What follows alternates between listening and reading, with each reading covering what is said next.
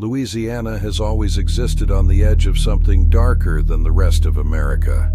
Standing on Royal Street in the French Quarter, the LaLaurie Mansion is arguably the most infamous private residence in the entire United States.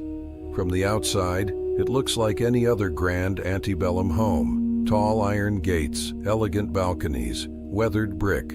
But what happened inside its walls in the 1830s left a stain that no renovation has ever been able to remove. Delphine LaLaurie was one of New Orleans' most celebrated socialites. But behind closed doors, she subjected enslaved people to torture that, when finally uncovered, shocked even those living in the brutality of the antebellum South. When a fire broke out at the mansion in 1834, firefighters and bystanders forced their way inside and discovered what had been hidden in the upper floors: men and women who had been subjected to prolonged, unspeakable abuse. LaLaurie fled New Orleans and was never brought to justice. Since then, the reports have never stopped. Multiple residents and owners over nearly 2 centuries have described the sounds of moaning coming from the upper floors late at night. Apparitions dressed in period clothing have been seen moving through the hallways. One former tenant reportedly fled the property within weeks of moving in, describing the feeling of being watched constantly. It sits on one of the French Quarter's busiest streets, visited by thousands of tourists each year, most of whom stop at the gate and feel something they cannot quite name. New Orleans buries its dead above ground. Walking through its historic cemeteries is less like visiting a graveyard and more like walking through a city of the dead, row after row of whitewashed tombs, crypts stacked like apartment buildings.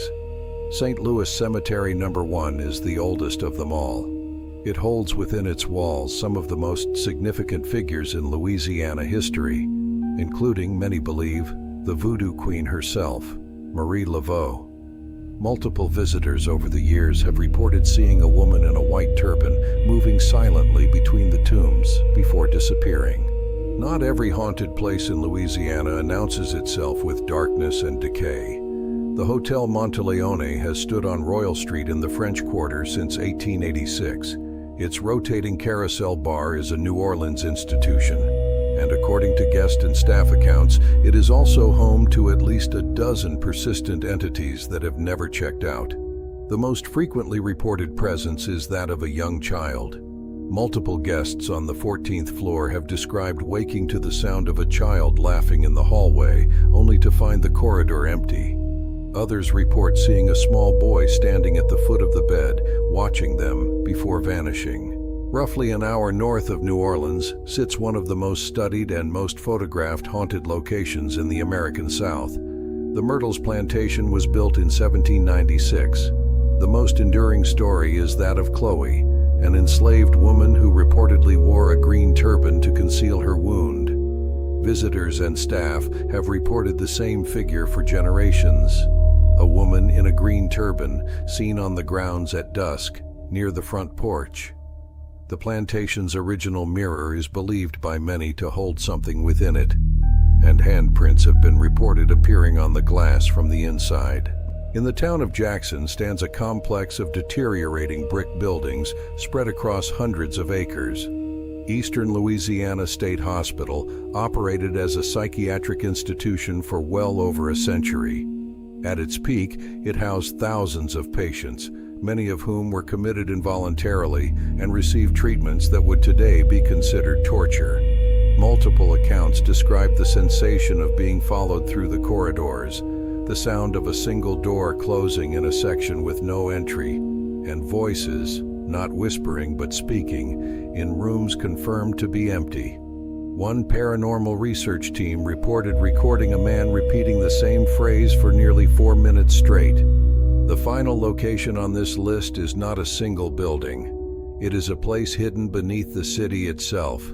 Beneath the French Quarter lies a network of tunnels, sealed chambers, and spaces that date back centuries. During the yellow fever epidemics, the dead were transported through some of these passages to avoid public panic. The New Orleans Pharmacy Museum reports consistent paranormal activity in its upper floors and basement.